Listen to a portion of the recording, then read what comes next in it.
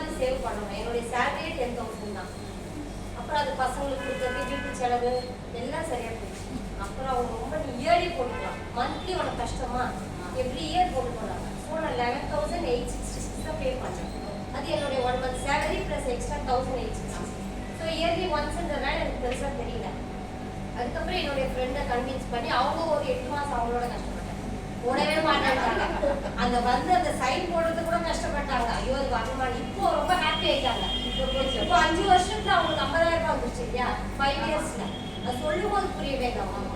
அதுக்கப்புறம் நான் இன்னும் 2 பேர், எங்க அண்ணா, எங்க அண்ணி பொண்ணு. அதுக்கப்புறம் இப்ப என் பையன் இப்ப வேலையில ஜாயின் பண்ணியிருந்தான். அவன் அதுக்கு காது கொடுத்தே கேட்கல. அதெல்லாம் யாருக்கா போடுறதுன்னு கேட்டான் அவன்.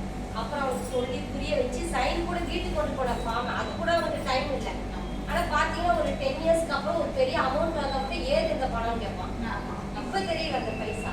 ஆனா லட்சுமி மேடத்தால தான் நான் இவ்வளவு புரிஞ்சுக்கிட்டேன். இது ஒரு 10 இயர்ஸ் பேக் நல்லா சேர்த்துப்பேன். 50,000 சேர்த்தாச்சு. ஒரு 10 இயர்ஸ் பேக் 2 lakh. பரவாயில்ல, இப்போ இன்னொரு